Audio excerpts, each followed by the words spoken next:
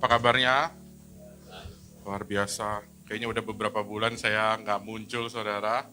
Saya mohon maaf karena ada kesibukan yang baru di hari Senin sampai Sabtu sekarang, saudara. Jadi walaupun di jam-jam yang harusnya jam kerja saya kosong, tapi jam-jam malam kosong itu justru saya lagi sibuk-sibuknya sekarang. Jadi cukup sulit mengatur waktunya kecuali hari Minggu untuk bersama-sama dengan saudara. Nah, saudara, minggu lalu Pastor Darwin bilang karena ada Bapak Gembala jadi dia harus pakai ayat katanya.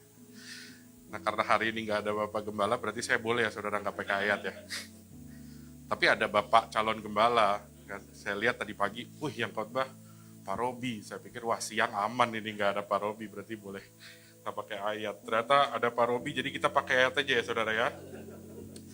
Kita buka Alkitab kita, Filemon 1, ayat 15 sampai 17.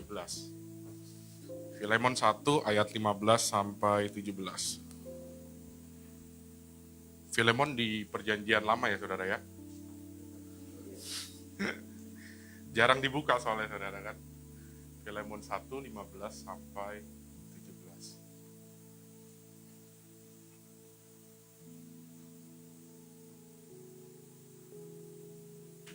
Oke.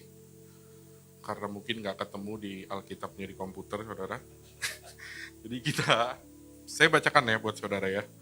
Filemon 1 ayat 15 sampai 17.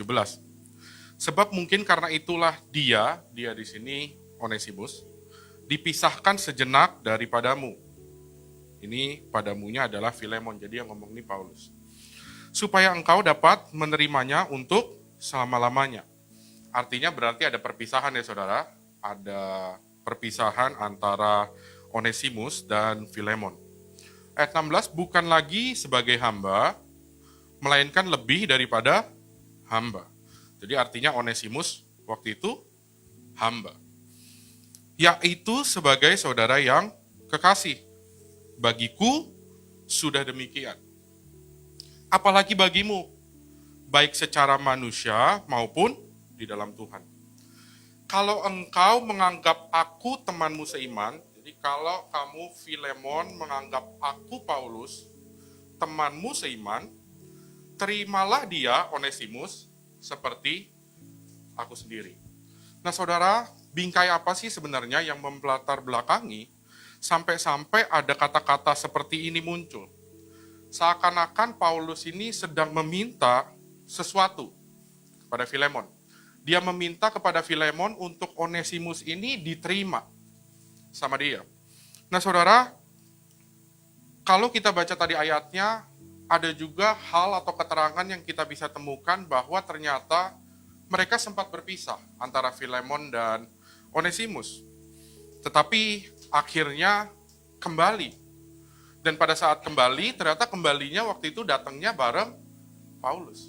Dan di ayat yang tadi kita baca, pada saat Paulus datang, ternyata Paulus meminta kepada Filemon untuk menjadikan Onesimus ini adalah saudara seiman. Nah saudara, ada 3 tokoh yang minimal kita temukan di sini. Yang pertama adalah Paulus, yang saat itu adalah sebagai rasul. Yang kedua adalah Filemon, yang kemungkinan besar adalah gembala atau minimal pemimpin di dalam keanggotaan kekristenan di saat itu. Kenapa?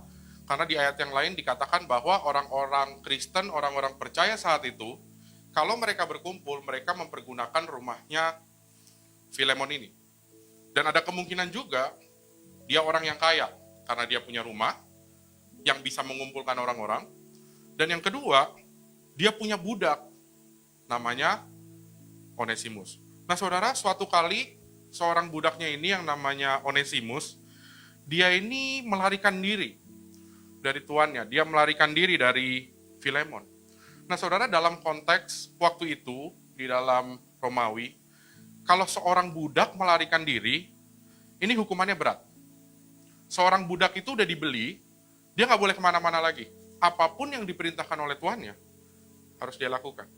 Tapi di cerita ini ternyata Onesimus lari daripada Filemon. Bahkan seharusnya kalau budak itu kabur, hukumannya adalah mati kalau ketemu lagi. Nah saudara, sehingga jelas kalau Onesimus waktu itu kabur daripada Filemon, dan pada akhirnya bertemu lagi, harusnya boleh-boleh saja atau sah-sah saja untuk Filemon membunuh dia. Nah saudara, beberapa penafsir memberitahukan bahwa Onesimus ini lari nggak cuma lari biasa. Tapi ketika dia lari, dia kabur dari rumah Filemon, dia juga melakukan hal-hal yang jahat. Dia melakukan yang namanya tindakan kriminal. Apa yang dilakukan, penafsir bilang bahwa yang dilakukan oleh Onesimus saat itu bukan hanya kabur saja dari rumah Onesimus, tapi juga mencuri uang. Jadi mencuri uang, dan dia kabur, padahal dia budak. Itu yang dia lakukan. Nah saudara, dia lari. Onesimus ini lari. Lari kemana? Lari ke sebuah tempat yang namanya Kolose. Jauhnya antara halo, shalom Pak Gembala. Untung udah pakai ayat ya saudara ya. Ya. Jauhnya antara Kolose dengan Roma itu kalau kita bentangkan itu kurang lebih 2000 mil. 2000 mil itu kalau 1 mil ke kilometer itu 1,6. Jadi 2000 dikali 1,6 kurang lebih 3000-an kilometer, 3200-an kilometer. Nah saudara, 3200 kilometer ini jauhnya itu kalau Jakarta Bali itu 1800. Jakarta Surabaya itu 900. Artinya dia sedang kabur ke tempat di mana dia mau supaya nggak ketangkep lagi kan saudara ya. Supaya nggak ketahuan lagi. Nah tapi oleh anugerah Tuhan waktu dia sampai ke Roma, dia dipertemukan dengan seorang rasul. Dia ketemu sama yang namanya Paulus. Nah saudara, waktu mereka bertemu, jadi waktu Onesimus ini bertemu dengan Paulus, mereka berdialog. Mereka ngobrol. Akhirnya apa yang terjadi? Yang terjadi adalah Paulus memberitakan Injil. Paulus memberitakan Injil, lalu apa yang terjadi? Tuhan bekerja. Nah, waktu Tuhan bekerja, Onesimus terima perubahan. Dia berubah. Nah, Paulus mengatakan bahwa identitasnya itu berubah. Bahwa statusnya itu berubah. Bukan lagi budak dosa, tetapi kalau kita baca ayatnya tadi menjadi saudara seiman. Nah, saudara, bahkan bukan hanya saudara seiman, tapi dikatakan juga kalau dalam bahasa aslinya saudara satu darah. Lebih daripada saudara seiman, dikatakan satu darah, saudara. Nah, sehingga akhirnya saudara, si Onesimus ini mengikuti akan pelayanan Paulus. Nah, sampai akhirnya waktu Onesimus ini melayani Paulus, suatu kali Paulus ini memahami akhirnya bahwa Onesimus ini sedang kabur dari pelarian. Bahwa dia ini bukan orang biasa yang tinggal di Roma, tapi dia ini adalah orang yang sedang kabur.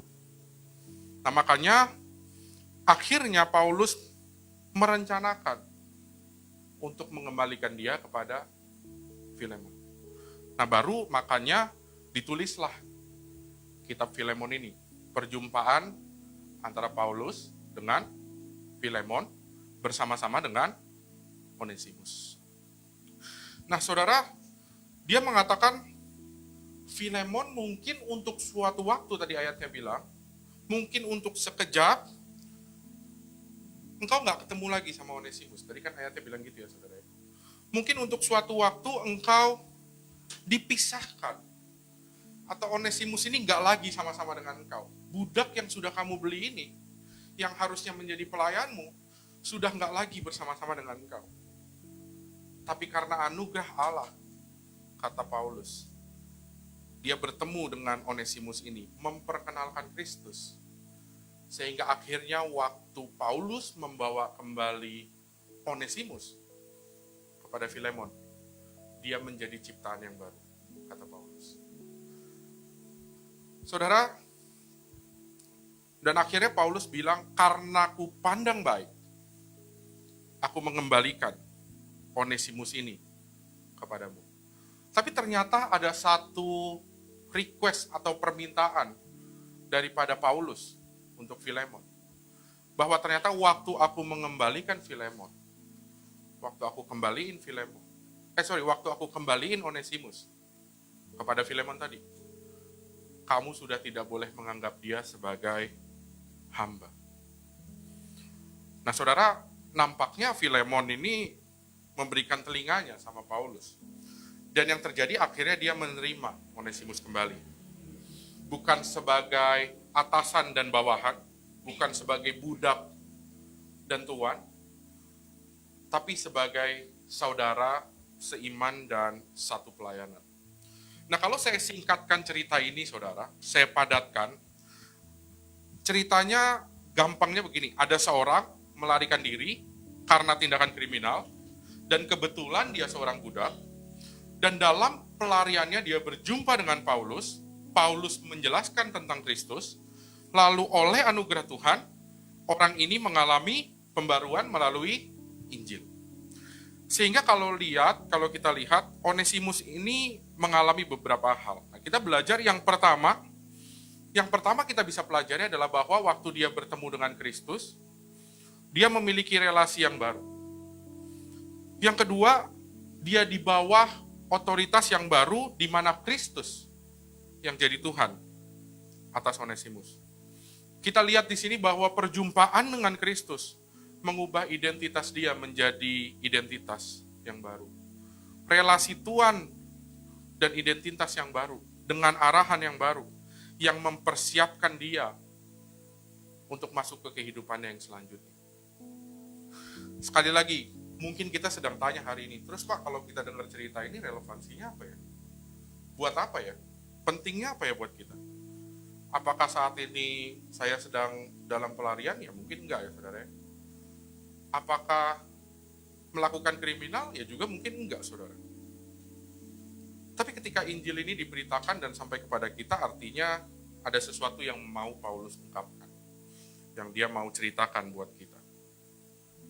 Bukankah kita ditata dalam suatu aturan yang baru waktu kita terima Kristus? Bukankah kita memiliki otoritas yang baru waktu kita menerima Kristus? Waktu kita jadi ciptaan yang baru? Bukankah waktu kita terima Kristus kita diberikan identitas yang baru juga, saudara?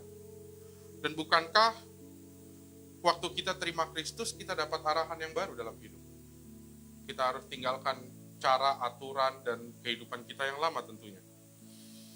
Nah sehingga hari ini saya akan fokuskan kepada bahwa ada suatu kesempatan bahwa Tuhan memberikan kita identitas yang baru dalam hidup kita. Ada satu kesempatan yang indah yang Tuhan berikan untuk kita boleh tinggalkan kehidupan yang lama dan memiliki kehidupan yang baru dalam Kristus. Nah saudara, pertama, identitas yang baru di sini adalah perubahan statusnya daripada Onesimus.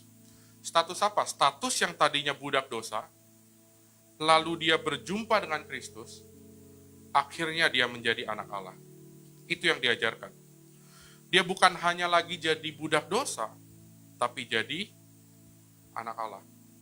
Bukan lagi hamba secara fisik, budak secara fisik, tapi menjadi saudara seiman, bahkan saudara satu darah. Sejajar dengan tuannya, disejajarkan dengan Filemon saat itu. Nah kalau gitu pertanyaannya, perubahan status tersebut tuh atas dasar apa ya? Kok bisa ya dia tiba-tiba seenaknya tiba-tiba berubah status? Apa dasarnya? Dasarnya cuma satu saudara, anugerah Allah. Dia bisa ketemu sama Paulus, itu anugerah Allah. Paulus bisa mau menceritakan Injil, itu anugerah Allah, ya kan? Dan ternyata Paulus adalah temannya Filemon juga, kawan dekat, itu juga anugerah Allah. Semua karena anugerah Allah. Dan bukankah kesempatan itu adalah kesempatan yang sama yang kita terima juga? Kita udah terima Injil, kita bisa bergereja, kita bisa dengar firman, dan kita bisa jadi ciptaan yang baru dalam Kristus. Saudara, pertanyaan saya hari ini, kalau kita lihat hidup kita ya saudara, apakah ada hidup kita yang latar belakang kita tuh sempurna? Saya yakin nggak ada. Saya juga nggak sempurna kok saudara. Nggak ada yang sempurna. Saya rasa kalau hari ini kita bisa diubahkan jadi anak Allah, itu bukan karena sesuatu yang membuat Allah terharu dari sorga melihat kita sedih gitu dan dia pilih kita. Saya rasa nggak seperti itu. Waktu Allah melihat Onesimus, apakah Allah tertarik sama Onesimus? Kalau bukan karena anugerah Allah, apakah dia akan tertarik sama Onesimus? Seorang budak, saya rasa enggak ya saudara. Coba kita sama-sama berpikir saudara, kalau kita misalnya punya seorang pekerja nih ya saudara, kita punya pekerja. Lalu pekerja tersebut sudah kita bantu, kita rawat, mungkin kita sekolahkan. Terus tiba-tiba pekerja ini kabur dari rumah kita. Dan bukan hanya kabur, kaburnya curi uang. Melakukan tindakan kriminal. Melarikan diri. Lalu suatu kali dia tertangkap gitu ya saudara. Tertangkap. Lalu kita udah tahu nih latar belakangnya, apa yang dia lakukan di rumah kita. Pertanyaan saya, kira-kira apa yang akan kita lakukan kepada orang itu? Mungkin nggak kita pilih dia lagi? Waktu kita ketemu dia nih saudara, mungkin nggak kita pilih dia lagi? Enggak kan? Dan kejadian kayak gini kan biasanya nyata ya dalam hidup kita ya saudara ya. Ada aja orang kayak gini kan dalam hidup kita. Saya punya dulu satu pekerja, sama saudara, kayak gini ceritanya persis. Dia dari SMP, udah ikut di rumah saya. Waktu dia SMP, saya tuh SD saudara. Bahkan waktu itu saya sempat bingung sama orang tua saya, kenapa? Karena pekerja ini dikasih uang jajan lebih besar dari saya. Karena dia disekolahin juga. Dia disekolahin, jadi dari SMP, SMA, kuliah, dia disekolahin. Dia kabur. Akhirnya dia kabur sama cowok nggak jelas, nikah. Hamil, nggak punya duit, balik lagi ke rumah saya. Nah saudara, karena saya udah tahu latar belakangnya, yang keluarga kami lakukan hanya bisa bantu, tapi nggak bisa menerima dia ke rumah kami kembali. Karena kita tahu latar belakang. Nah ceritanya kan mirip ya saudara sama kayak gini ya. Mirip. Tapi di sini kita lihat bahwa ternyata Tuhan menerima dan memilih Onesimus untuk bisa jadi satu saudara seiman dengan Filemon. Makanya hari ini saudara, kalau kita boleh jujur, kalau kita boleh dipilih jadi anak Allah, kalau kita masih bisa diberikan kesempatan jadi anak Allah, kesempatan datang ke gereja, kesempatan baca firman Tuhan, bukan kuat gagah kita, saudara. Benar-benar seluruhnya karena kasih karunia Tuhan yang gak akan bisa kita beli, yang kita dapatkan gratis tapi gak murahan. Nah saudara, kalau kita pikir Tuhan pilih kita karena kita pintar nyanyi, ya berarti Allah salah dong milih kita ya saudara. Jangan pikir karena kita pintar nyanyi gitu ya. Ini nggak nyinggung WL ya saudara ya. Ini misal kan. Jangan pikir karena kita pintar nyanyi, terus Tuhan dari surga lihat, oh ini suaranya bagus, udahlah pilih dia aja. Karena dia kayaknya layak deh karena suaranya bagus. Maka kalau itu dasar cara memilih Tuhan, maka dia udah salah pilih kita. Karena ada lebih banyak orang yang nyanyinya jauh lebih bagus dari kita. Di luar gereja bukankah banyak yang lebih bagus, saudara? Ya kan? Banyak kan? Kalau kita kan nyanyi kunci di F, kita ke G. Kunci di C, kita ke D, saudara. Udah nggak tahu lagi nadanya. Jangan berpikir Allah milih kita misalnya karena kita pandai bicara. Kalau tadi buat WL, sekarang buat pembicara, saudara. Jangan karena pikir pandai berbicara. Karena kalau misalnya Tuhan memilih kita berdasarkan karena kita pandai berbicara, ya berarti Tuhan sudah salah dong milih kita. Bukankah ada motivator-motivator di luar sana yang kalau ngomong lebih jago? Yang dia pelajarin bagaimana caranya bikin orang kalau dia ngomong bisa nangis, bisa ketawa. bisa terbawa dalam suatu hanyutan, saudara. Ya kan? Pernah tahu ya, saudara? Ya kalau misalnya Tuhan mendasari pilihannya cuma karena pandai bicara, ya nggak akan ada kita yang jadi anak-anak Allah hari ini. Karena banyak orang yang lebih jago bicara di luar sana daripada kita. Sekali lagi, pemilihan Allah atas hidup kita bukan karena sesuatu yang terlalu hebat dari dalam diri kita, tapi murni karena anugerah Allah buat hidup kita. Nggak ada yang cukup baik untuk membuat Tuhan tertarik sama kita. Nggak ada. Tetapi yang membuat Tuhan tertarik itu hanya karena kasih karunia, belas kasihan, anugerah buat hidup saudara dan saya. Nah saudara, saya kasih contoh ya saudara. Misalkan, saya tanya ya saudara ya, ibu-ibu lah. Kalau ibu-ibu ke pasar nih ya saudara, misalnya beli tomat gitu ya saudara ya. Saudara kalau mau beli tomat, ngomong ke abangnya itu cari yang bagus atau cari yang jelek? Saudara tanya nih, ya kan? Pak mau tomat, tapi harganya yang murah aja, yang udah agak busuk-busuk dikit. Mungkin nggak saudara? Sekali lagi, pasti yang dipilih yang terbaik kan? Nah tapi ternyata hal ini tuh nggak bisa kita pakai dalam kehidupan kita bersama dengan Tuhan. Kalau Tuhan pilih yang terbaik, maka nggak akan ada kita hari ini. Karena masih banyak yang lebih baik daripada kita di luar sana. Status dan identitas kita berubah. Jadi budak dosa, dari budak dosa menjadi hamba Allah. Hanya karena kasih Allah. Nggak lebih dan nggak kurang. Nah, saudara, Filemon ini akhirnya mengajarkan kepada kita di poin yang pertama ini bahwa identitas baru ini merubah kita menjadi anak Allah. Bukan karena perbuatan kita, bukan karena kekuatan kita, bukan karena talenta kita, bukan karena kebaikan kita, bukan karena kehebatan kita, bukan karena apa yang kita miliki, tapi hanya oleh kasih karunia dan anugerah Tuhan. Nah yang kedua, yang diajarkan Filemon adalah waktu identitas yang baru ini diberikan dengan status anak Allah itu ternyata membawa dampak yang positif. Minimal ada 2 dampak positifnya. Yang pertama, sebuah pengangkatan menjadi anak Allah yang akhirnya menimbulkan citra yang positif. Dan yang kedua adalah mereka jadi tahu secara positif siapa diri mereka. Mereka jadi tahu betapa mulianya mereka.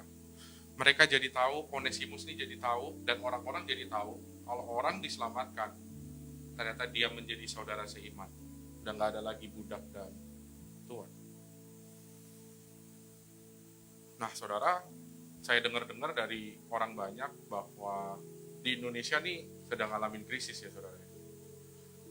Tapi kalau saya lihat-lihat sebenarnya krisis di Indonesia ini ya nggak baru dari sekarang aja.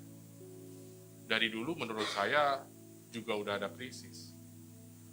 Kalau dulu krisisnya FC ya saudara ya, Tomingse gitu ya saudara ya, ya kan? Kita beli posternya. Saya nggak tahu. Kalau saya dulu saya beli posternya, saya tempel di dinding rumah gitu ya saudara ya. Itu dulu. Terus kalau masuk ke zaman sekarang apa? Sekarang kan drakor ya saudara ya. Semua orang nonton drakor kan. Saya juga dulu nggak mau saudara nonton drakor. Saya rasa yang Korea-Korea ini terlalu lebay film-filmnya. Tapi waktu itu teman saya maksa saya nonton satu film Korea namanya Startup. Itu bagus sih saudara. Saya nonton dan bagus. Nah saudara, ada satu pendeta cerita sama saya. Dia cerita lagi ngobrol gitu ya saudara ya. Dia ngomong gini, Nil, saya tuh bingung sama istri saya, dia bilang. Saya tanya, kenapa pak? Kalau saya khotbah tuh saya nggak pernah lihat dia nangis. Tapi waktu dia nonton drakor, Di sebelahnya tuh harus ada tisu. Dikit-dikit dia ambil tisu, nangis. Minta ampun.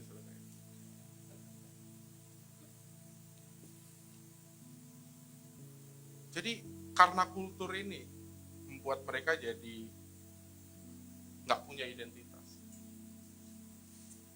Ada lagi kalau di Jakarta, ini karena Bekasi ya saudara, udah beda provinsi kan. Kalau di tempat saya di Jakarta, anak-anak Jaksel yang kalau ngomong harus pakai ayu. Saya kerja di startup sekarang. Jadi saya agak pusing saudara, pakai ayu. Saya kebiasaan kan pakai pak bu. Ya walaupun umur saya nggak tua-tua banget dibandingin mereka. Tapi karena saya kerja tuh biasa pakai pak bu, saya dibilang nggak relevan sama mereka. Dibilang kaku, dibilang kolot. Terus saya bilang, emang apa salahnya pakai pak bu? Mereka bilang, iya kalau di sini kan kita ya udah, ayu, gua, lu. Tetapi nggak membuat saya akhirnya ikutin gaya mereka. Saya tahu citra positif yang harus saya punya untuk saya tetap hormatin orang lain. Mau dia lebih muda, mau dia, kalau di tempat kita startup nggak mikirin pangkat, nggak mikirin umur. Ya kalau saya udah terbiasa, dan citra itu nggak akan saya hilangkan dari saya. Mau mereka bilang kaku atau apa, itu terserah. Karena saya tahu apa yang saya punya. Makanya Alkitab mengatakan, waktu engkau jadi anak-anak Allah, kau berubah. Nah saudara, kalau kita menyadari diri kita itu cuman sampah, kalau kita hanya menyadari diri kita itu budak, kalau kita hanya menyadari diri kita itu kotor, maka hanya hal-hal negatif itu aja yang akan ikutin hidup kita. Tapi waktu kita tahu bahwa kita punya citra yang positif, kita punya sikap yang positif, kita nggak usah peduliin dunia bilang apa. Kita nggak usah peduliin yang dilakukan dunia saat ini itu apa. Tapi kalau kita tahu apa yang kita lakukan positif, ya udah, bersikap aja seperti itu terus-menerus. Nah saudara tahu, saya tuh punya satu menu dulu waktu kuliah, di kos-kosan saudara, kalau akhir bulan, ya kan udah mepet-mepet saudara, itu namanya Indomie saudara. Saya yakin saudara juga ngalamin lah ya pasti ya. Saya ngalamin yang namanya kalau akhir bulan itu makan Indomie. Nah saudara, waktu kita mau masak, kita buka apa? Bungkusnya kan, kita buka, siapin air mendidih, kita masukin minyak ke situ. Lalu setelah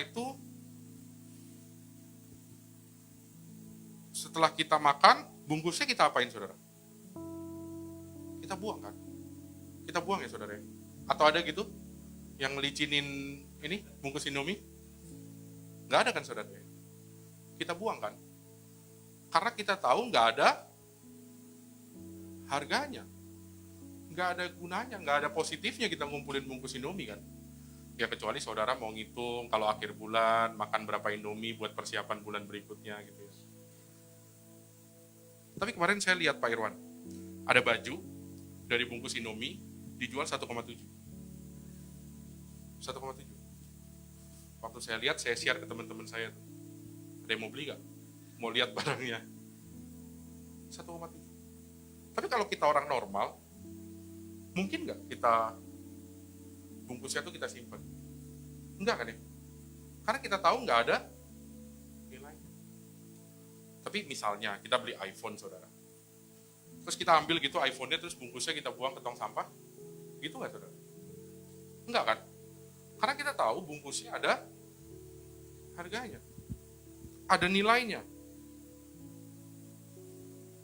Jadi karena tahu ada nilainya, ada citra positif dalam di situ, dalam nilai itu, membuat kita nggak buang kan. Saudara, satu kali ada seorang kena stroke di Cirebon waktu saya pelayanan, terus saya diminta untuk datang ke rumahnya doain. Nah, saudara, waktu saya turun mobil, ternyata orang ini punya pitbull. Jadi waktu saya turun mobil, kan di pintu rumah, pitbullnya langsung nyamperin saudara. Saya takut. Saya mundur perlahan, saya masuk mobil lagi. Saya chat saya sama yang punya rumah. Pak, saya udah di depan. Nah, dia ini hidup sebatang kara, stroke sebatang kara, tapi belum parah, stroke-nya baru setengah. Nah, akhirnya dia bangun, gitu ya saudara ya, dia jalan pakai tongkat. Nah, waktu dia jalan pakai tongkat, dia bilang, udah Pak, turun aja. Saya turun. Waktu saya turun, si orang yang sakit stroke ini yang punya rumah, itu tuh dengan gampangnya nyuruh pitbull ini untuk masuk ke kandang. Gampang banget. Saya lihat tuh cuma pakai tongkat begini nih, masuk gitu. Masuk pitbullnya. Saudara, waktu dia udah masuk ke kandangnya, baru saya berani nyamperin dia. Saya liatin matanya saudara. Dan saya yakin mata dia juga lagi ngeliatin saya. Jadi kita lihat-lihatan. Nah terus saya tanya, dan saya juga berpikir ya, gila, saya yang manusia sempurna aja nih anjing gak takut. Tapi yang sakit stroke, nih anjing takut. Terus saya tanya sama yang bapak yang stroke ini, Pak, kok bisa sih ini anjing takut sama bapak? Terus dia bilang, oh iya, dari dulu saya muda, ini anjing udah saya pukulin pakai tongkat. Jadi kalau sama saya, dia nggak akan berani. Ada sebuah citra yang dibuat oleh sang empunya ini, supaya si anjing ini takut sama dia. Makanya hari ini kita sama-sama belajar. Citra kita ini, waktu kita udah diberi kesempatan untuk boleh jadi anak-anak Allah, kita ini positif. Kita ini mulia. Kita ini berharga. Kita ini dikasihi. Sehingga membuat kita berperilaku baik dan benar. Ada seorang namanya Zig Ziglar. Dia bilang gini, your attitude atau perilakumu, not your aptitude, bukan karena prestasi, bukan karena apa yang kamu punya, bukan karena bakatmu, will determine your altitude. Yang akan menentukan seberapa tinggi atau seberapa banyak hal yang bisa kamu lewati. Hanya ketika kita memilih attitude yang positif, hal-hal positif, bukan karena masalah bakat, bukan karena masalah hebat, bukan karena apa yang kita punya, baru kita bisa menanjak lebih tinggi, saudara. Pertanyaannya, jadi attitude-nya dari mana? Dari mental yang sehat, dari pemahaman yang sehat, dari citra yang sehat. Dan ketika kita memiliki semuanya itu, maka kita punya potensi yang bagus untuk jadi orang yang positif. Mari hari ini kita sama-sama sadari bahwa kita itu mulia, kita itu berharga. Kalau engkau orang Kristen dan kau merasa dirimu masih kotor, masih moralnya buruk, mungkin kau harus pikirin lagi tentang siapa dirimu. Mungkin kau harus sadar hari ini bahwa engkau ini anak-anak Allah. Bahkan Kristus mati buat saudara dan saya. Suatu hari ada seorang pelari. Ini cerita mungkin saudara udah pernah dengar ya. Jadi dia ini pelari yang terkenal. Nah di hari H waktu itu ada acara lari. Dia tuh berlari. Dia berlari dan seperti yang udah diprediksi bahwa dia menang. Harusnya. Jadi prediksinya harusnya dia menang. Karena di atas kertas semua orang udah bilang dia yang akan menang. Nah saudara, tapi dikatakan waktu itu ceritanya 25 meter sebelum orang ini sampai ke garis finish, perutnya tuh kram. Terus dia langsung jatuh. Nah saudara, waktu dia jatuh, dia coba berdiri dan dia terus jalan. Dan waktu hanya tinggal 10 meter, dia nggak tahan. Terus jatuh lagi.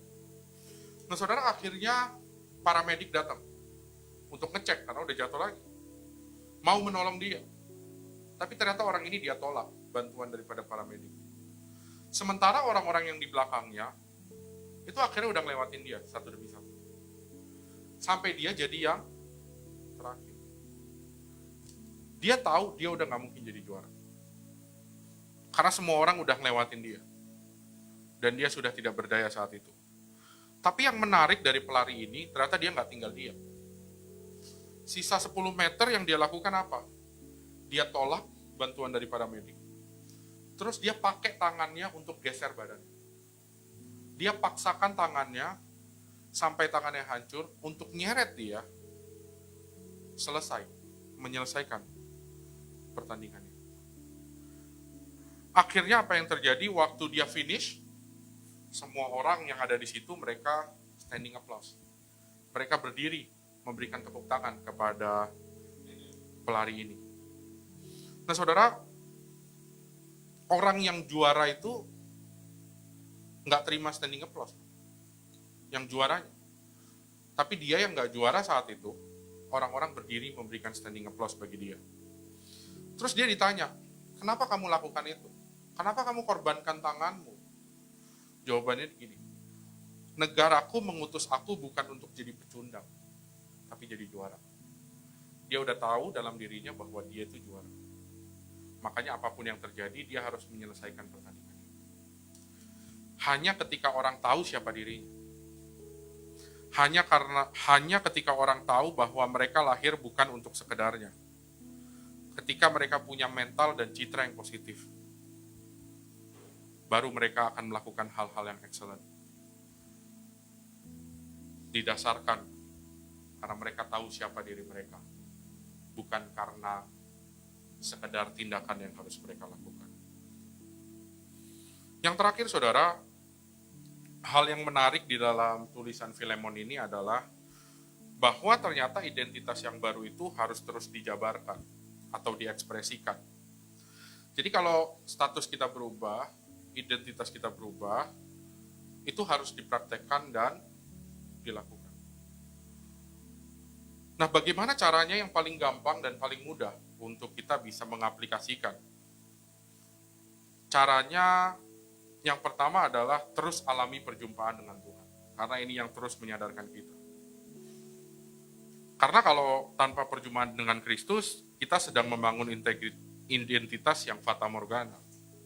Bukan identitas yang benar, tapi identitas yang gak jelas. Tapi kalau kita terus setiap hari berjumpa dengan Kristus, kita memiliki identitas yang baru. Mengerti bahwa menjadi Kristen atau anak-anak Allah adalah anugerah, bukan pilihan kita. Lalu apalagi setelah itu, dalami identitas itu. Dalami, perjumpaan dengan Tuhan mengubah identitas kita, lalu kita dalami. Dari mana? Dari Alkitab. Jangan percaya apa kata orang atas hidup kita, tapi percaya apa yang Alkitab bilang dan Tuhan bilang buat hidup kita. Masih ingat ketika Yesus dicobai sama iblis? Ya kan? Apakah engkau anak Allah? Yesus jawabnya apa? Tertulis dalam kitab. Yesus saja lihat Alkitab, masa kita nggak mau baca Alkitab sekarang?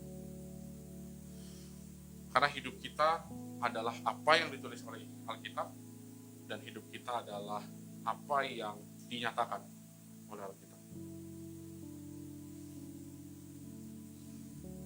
Mari kita sama-sama lepaskan hambatan masa lalu kita. Kita lepaskan hal yang membelenggu kita. Dan mari kita masuk ke status yang baru, kesempatan yang baru yang Tuhan berikan untuk kita jadi anak-anak Allah dengan sebuah kesadaran bahwa bukan karena kita bisa, bukan karena kita mampu, bukan karena kita kuat, bukan karena apa yang kita punya, tapi hanya karena kasih karunia Tuhan. Dan sadari, kasih karunia yang Tuhan berikan itu gratis, tapi gak murahan. Dia harus relakan darahnya, relakan tubuhnya buat saudara dan saya. Yang saat dia relakan tubuhnya dan saat dia relakan hidupnya, dia tahu 2000 tahun lagi seorang yang namanya Daniel, walaupun dia mati, masih akan berdosa. Tapi nggak membuat dia untuk bilang sama Tuhan, Tuhan, ini 2000 tahun lagi, si yang namanya Daniel ini, yang harusnya aku selamatkan, akan berdosa lagi. Mending nggak usah. Ternyata yang Tuhan lakukan nggak itu. Walaupun dia tahu kita berdosa, tapi dia nggak menyerah sama kita. Pertanyaannya hari ini, kesempatan itu sudah ada di depan mata kita. Apakah kita akan mengambil kesempatan itu, atau kita akan menyerah dan ngikutin hidup kita, mau kita, dan aturan kita. Selamat hari Minggu.